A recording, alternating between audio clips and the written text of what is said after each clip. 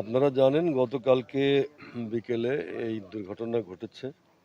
এই দুর্ঘটনাটা সকলের কাছেই একেবারেই অনভিপ্রেত ছিল। হঠাৎ করে এরকম একটা দুর্ঘটনা আমাদের এই এলাকার মানুষকে যেমন শোকাহত করেছে, সারা বাংলাদেশের মানুষকেও শোকাহত করেছে। এরকম একটা দুর্ঘটনায় এত মানুষের প্রাণহানি হবে এটা কিন্তু ভাবাই যায় না।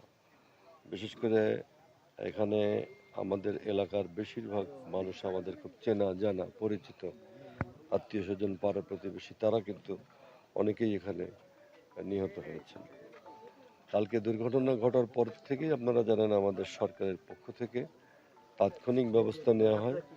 এখানে বিআইডব্লিউটিএ, বিআইডব্লিউটিসি, আমাদের ফায়ার সার্ভিস সহ স্থানীয় প্রশাসন, জেলা প্রশাসন, পুলিশ প্রশাসন, রাজনৈতিক দলের নেতা কর্মী, সর্বস্তরের মানুষ এই উদ্ধার কাজে সাহায্য করেছে।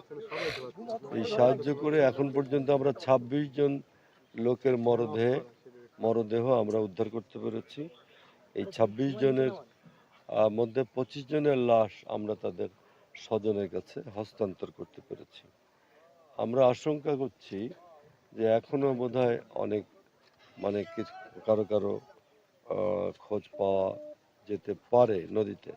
এরকম দুর্ঘটনা ঘটলে একদিন দুই দিন পরেও কিন্তু অনেক সময় লাশ পাওয়া যায়। আমাদের এখানে উদ্ধার কর্মী যারা আছেন তারা অত্যন্ত আন্তরিকভাবে কাজ করছেন এবং তারা এখনো এই উদ্ধার কাজ কিন্তু শেষ হয়নি। উদ্ধার কাজ চালু আছে। আমাদের এটা আরো কিছু সময় যাবে। আমাদের উদ্ধার কাজ শেষ হলে আমরা চূড়ান্তভাবে বলতে পারবো ঠিক কতজন এখানে এই দুর্ঘটনায় নিহত হয়েছেন। এই দুর্ঘটনার প্রেক্ষিতে আমাদের মাননীয় প্রধানমন্ত্রী তিনি নিজে বারংবার খোঁজ নিয়েছেন। আমাদের গতকালকে নৌ পরিবহন প্রতিমন্ত্রী এসেছিলেন, আমিও ছিলাম গতকালকে সারা রাত, গভীর রাত পর্যন্ত, ভোর ৫টা পর্যন্ত কিন্তু আমরা এই লাশগুলো হস্তান্তর করেছি। আর আমাদের দিক থেকে এই শোক সন্তপ্ত পরিবারকে আমরা গভীর সমবেদনা জানাই এবং দোয়া করি আল্লাহ যেন তাদেরকে বেহেশত নসিব করেন।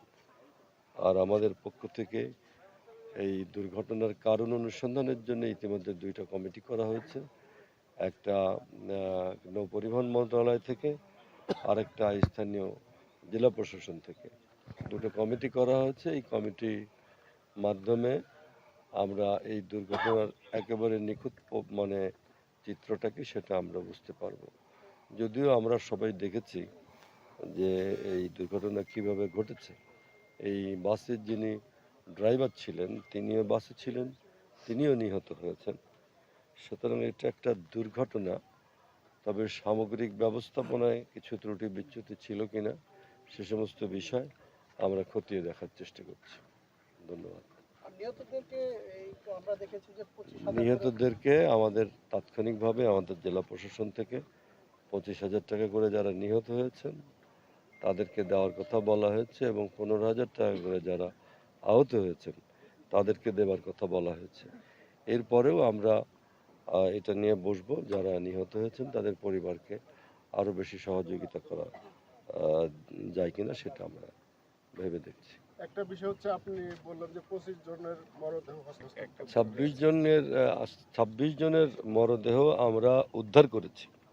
তার মধ্যে ২৫ জনকে আমরা তাদের স্বজনের কাছে দিয়ে দিয়েছি। একজনের বাড়ি সম্ভবত দিনাজপুরে। তো সুতরাং তাদের স্বজনদের সঙ্গে যোগাযোগ করা হয়েছে। তারা আসলেই এটা খুব তাড়াতাড়ি খুব দ্রুতই তারা আসবে। তাদের সঙ্গে যোগাযোগ করা হয়েছে, তখন সেটা ইয়ে করা হবে। মাননীয় প্রতিমন্ত্রী, এই যে রাস্তাটা আপনারা কতদিনের নাগাদ ভালো করতে পারবেন? আমরা তো আপনারা জানেন কেবলমাত্র ১ মাস আমরা সরকারে বসেছি। এর আগে দীর্ঘদিন আমাদের এই নদী অঞ্চলে, বিশেষ করে এই ঘাট অঞ্চলে নদী শাসন থেকে শুরু করে ঘাট ব্যবস্থাপনাটা খুবই দুর্বলভাবে পরিচালিত হয়ে আসছে। আমাদের সরকার নদী ভাঙন রোধ করার জন্যে অনেক গুরুত্বপূর্ণ কর্মসূচি হাতে নিয়েছে। আমরা আশা করি সেই কর্মসূচির অংশ হিসেবে আমাদের গোয়ালন্দের এই অঞ্চলের নদী ভাঙন রোধ করা সম্ভব হবে এবং একই সঙ্গে আপনার এখানে ঘাট ব্যবস্থাপনা এবং নৌযান চলাচল ব্যবস্থাপনা এই দুটোকেও ঠিক করার জন্য আমরা অতি সত্বর পদক্ষেপ নিচ্ছি।